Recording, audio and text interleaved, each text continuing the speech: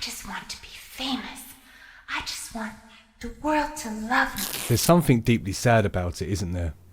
The screaming crowds, the curated perfection. We pretend like it's just entertainment.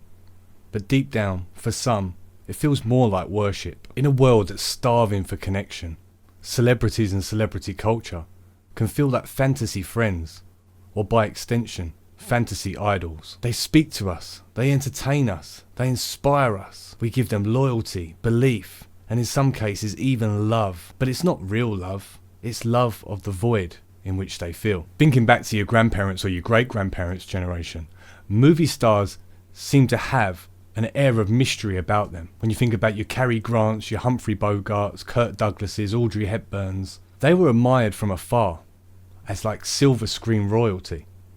But then with the birth in the 90s of mass media, paparazzi, tabloid, sensationalism and gossip TV, the mystery then died.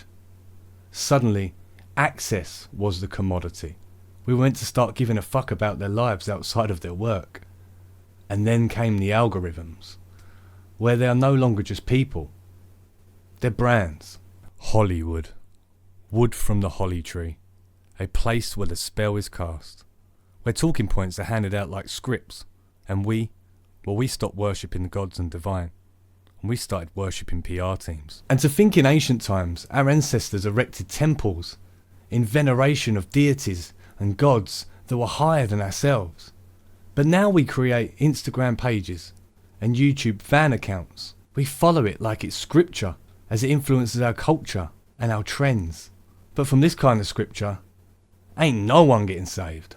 For what should it profit a man to gain the whole world and lose his soul? Let's talk about those artists, the ones that start with soul, with that divine spark of creativity.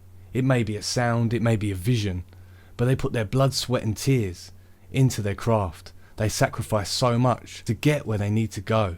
They put heartbreak into lyrics, sweat into tapes, hunger into film.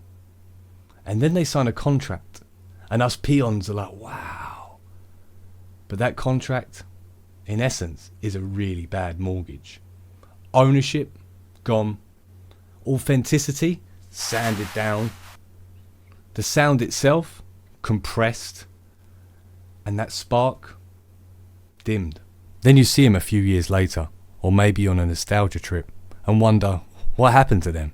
If you even look at the trend of artists that try and somehow get their sovereignty back, whether it be their masters, whether it be their publishing rights, whether it be just the ability to be able to speak freely on certain topics without being blacklisted in the industry. And the state of it nowadays, I think, is pissing people off, because in modernity, entertainers aren't just entertainers, are they? Let's be real.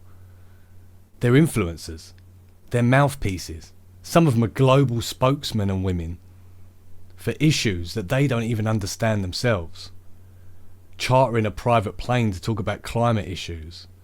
Pushing identity politics while living in a mansion and their own echo chamber. Quoting buzzwords like it was scripture. And perhaps they're not completely evil, although some people would probably go as far as to say some are. They're just disconnected. Selling scripts dressed up as opinions. COVID, when they did that awful rendition of John Comey Lennon's Imagine. Imagine there's no walls. Oh, it was awful. It was a time of isolation, fear. We thought maybe, just maybe, singing Imagine would help people. They were singing that where they were in their like penthouse and their mansion while people were stuck inside flats and stuck inside their homes. I don't think they even realised how insulting that was at the time. And what about the child stars, man?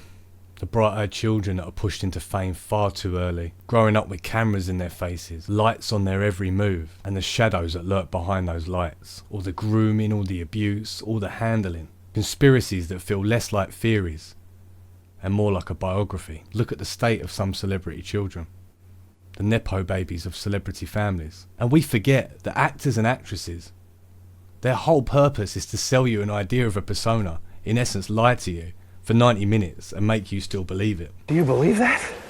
Then those deities and idols stumble. They age, relapse, or heaven forbid say the wrong thing, and we crucify them. like we never worshipped them at all. Because it's not really about them, is it? It's about us, as a collective and as human beings, having to find something to hold in veneration. People talk about having a personal relationship with Jesus or other deities and holding them in veneration. Nothing makes me more cringed out and embarrassed when couples talk about their celebrity crush, and if they had a chance to sleep with so-and-so, they would take it. That is the saddest, most prophetic thing I've ever heard. I wrote, "Hey Stan, I'm going to politely decline your wife's imaginary hall pass. I may be first on her list, but that bitch is 7 billionth on mine. I really think you and your wife need each other. Or maybe she just needs to treat you better. Hope you get to read this letter. Get help. Love, George." It's no wonder they have such impact on our lives, because their art is emotive. It makes you feel something. Plus it can be weaponized with nostalgia, so they mean more to us than we really realise. Behind all the glitz and glamour is really trauma, grooming, exploitation, addiction. The 27 Club doesn't just have numerical value, it's a very Saturnian way the system tends to eat its own. They burn out, they crash out, they pass on. We clap, mourn on Twitter, and then move on to the next sacrifice. We don't need more idols. We don't need more celebrities and influencers steering public opinion and setting what's trending. We certainly don't need more sacrifices. We need more truth. We need more soul. We need more connection. And we certainly need more creativity. Because in modernity, everything feels like a tired and jaded rehash. Do you want to know what real influence is? It's the ability to be able to stand steadfast with our soul and our integrity in a system that's built to profit from selling it. It's finding purpose outside of the attention and admiration of the many, if only but just a few. We were taught to envy the rich and famous like they are free, but most are trapped, enslaved to their contracts, their public image, and their handlers. And very few maintain sovereignty without some form of humiliation ritual or selling out their moral fibre.